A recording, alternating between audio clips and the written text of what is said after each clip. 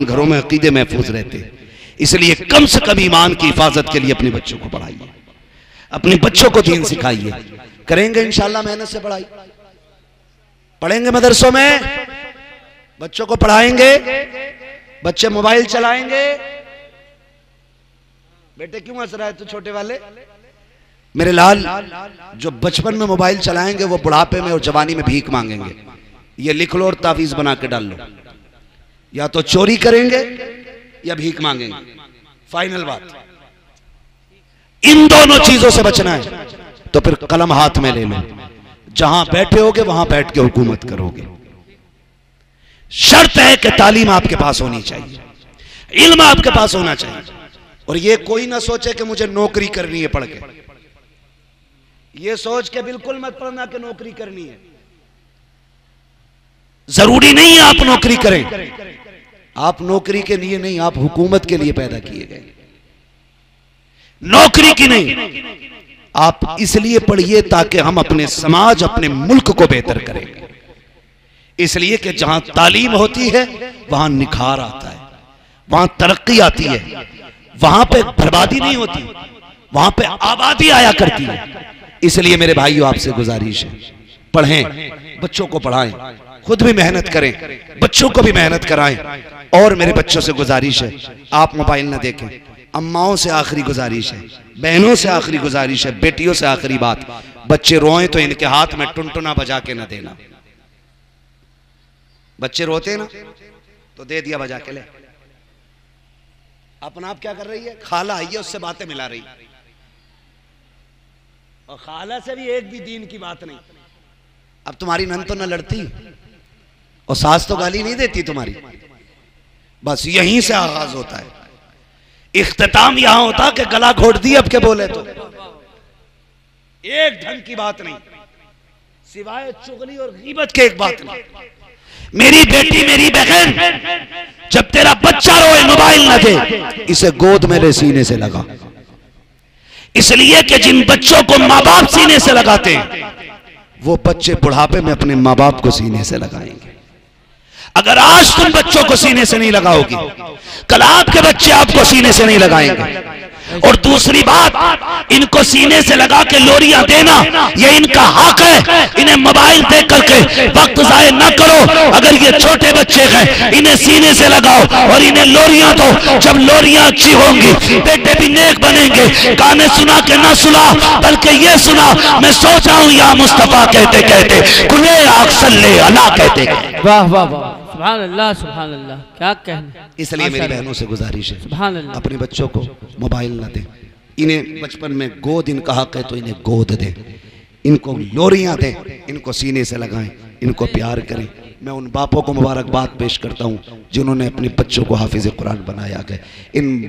वो बाप मुबारकबाद के लायक हैं जिन्होंने खुद तो मेहनतें की हैं, मजदूरियाँ की हैं, लेकिन अपने बच्चों को कुरान से दूर नहीं रखा है। वो माएँ मुबारकबाद के लायक हैं जिन्होंने उन बेटों को पढ़ दूध पिलाया कि जो घर खाली हाथ नहीं जाएंगे, जन्नत का सर्टिफिकेट साथ लेके जाएंगे। वो बच्चे, वो माएँ बहनें मुबारकबाद के लायक हैं जिन्होंने ऐसी बहन भाइयों के कपड़े धोए हैं, जिन्होंने बहनों को बदले में जाकर के गिफ्ट में कोई हार नहीं देना है, कोई गिफ्ट में अंगूठी नहीं देनी है, बल्कि जाके बहन से कहना है मुबारक हो बहन, तेरा भाई जन्नत का सर्टिफिकेट लेके आया है। जब कयामत में आवाज लगेगी फला का बेटा आए, फला का बाप आए, जब ये उठेगा, उठ के कहेगा मालिक अकेले तो जन्नत नहीं जाना है, मेरी बहन वो है जो आधी आधी रात उठ के मेरे बिस्तर की तय करती रही, मेरे कपड़े तैयार करती रही, मुझे नाश्ता कराती रही, मुझे बैठा के खिलाती रही, मेरे प्यार से कपड़े धुल के हाफिज कुरान पढ़ने की तैयारी करती रही। ये वो हाफिज कुरान है जो कयामत में अपने रब से कहेंगे ए मेरे परवरदिगार,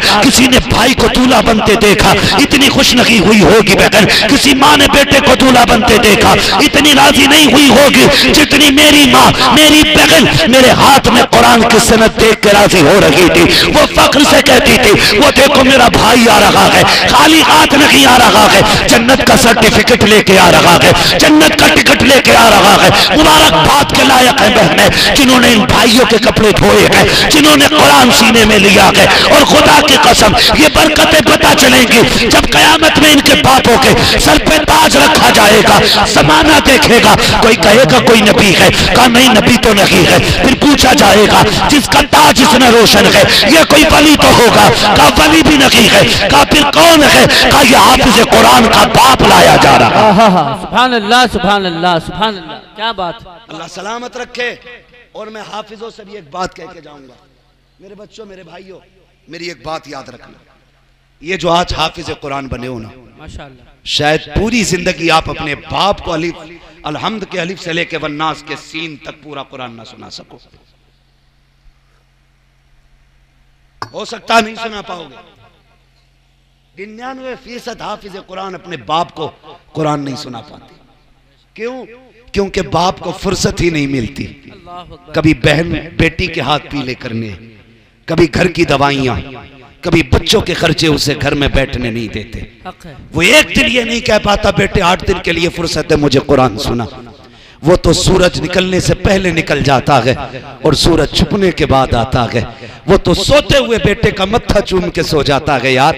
वो तो एक बार सोते हुए बेटे को भी नहीं जगाता। ये बाप होता है।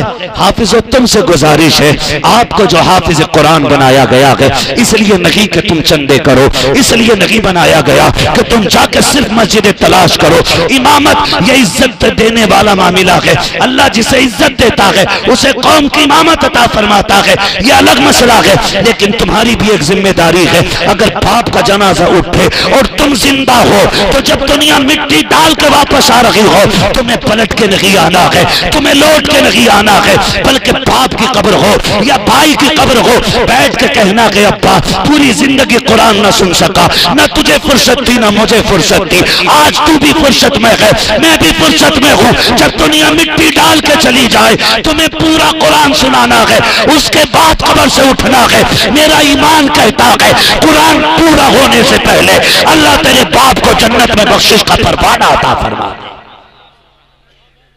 ये हाफिजों की ड्यूटी है। मेरे शहजादों मेरे लाल, बड़ी मेहनत से तुम्हें बाप ने पढ़ाया है, मजदूरियां की हैं तुम्हें पढ़ाया है, खुद लोगों के ताने सहे लेकिन तुम्हें पढ़ाया जबकि तुम जवान थे। तुम भी कमा सकते थे लेकिन वो धूप बारिश उसने किसी चीज की फिक्र नहीं की। कोई पूछता था, कोई करने वाला नहीं है। बाप गैरत से नहीं कहता था बेटा शराबी है, बाप शर्म से गर्दन झुका के नहीं कहता था बेटा जुआरी है। वो जब मजदूरी करने जाता लोग पूछते कोई है नहीं, फख्र से कहता था एक चांद है वो मैंने कुरान के नाम कर दिया है, वो मस्जिद में कुरान पढ़ रहा है, वो हाफिज हो रहा है, सर झुका के नहीं, फख्र से कहता था मैंने बेटे को इसके लिए छोड़ रखा है। जमाना सुन के मुबारकबाद देता था और कहता था मुबारक हो, तू वो नसीबों वाला है, तूने ऐसा लाल पाया है जिसने तेरी रजा के लिए कुरान को सीने से लगा लिया। इसलिए बच्चों तुमसे गुजारिश है, ये जो कुरान पढ़ा है ये तुम्हें बाप को पढ़ के सुनाना है, माँ की कब्र पे पढ़ के सुनाना है, अगर जिंदा रहो तो भाई की कब्र पे पढ़ के सुनाना है। बातें लंबी हो जाएंगी, बस आखिरी बात यूँ समझ लें, कई बार भाइयों की कामयाबी में भाइयों की मेहनतें लगी होती हैं। अक्सर बड़े इसलिए ज़्यादा कामयाब नहीं हो पाते क्योंकि वो बाप की जगह लेकर के छोटों को बड़ा बनाना चाहते हैं। लेकिन अफसोस हमारी कौम, अफसोस जब यही छोटा बड़ा हो जाता है ना तो फिर बड़े भाई को नौकर से ज़्यादा हैसियत नहीं देता है। खुदा का वास्ता जिसने तुम पे एहसान किया है ना कभी उसका एहसान ना भूलना, कभी एहसान ना भूलना। अगर तुम्हारे बड़े भाई ने मेहनत करके तुम्हें पढ़ाया है ना तो पूरी जिंदगी उसे बड़े का दर्जा देना है। तेरे सर पे कितनी भी बड़ी पगड़ी आ जाए, कितनी बड़ी दस्तार क्यों नहीं आ जाए, लोग तेरे हाथ चूमते हो, अगर तेरा भाई सामने से आ जाए मसनद छोड़ के खड़ा हो जाना। जमाना के उठ गया, कह देना ये जो मसनद मिली है इसके कपड़ों के पैबंद की वजह से ये मसनद मिली। वो भाई भाई कहलाने के हकदार नहीं है जो अपने भाई का हक अदा ना करे, जो उसके एहसान को एहसान ना माने। अल्लाह ताला हमारी नस्ल को कुरान और साहिब कुरान से प्यार करने की तौफीक अता फरमाए।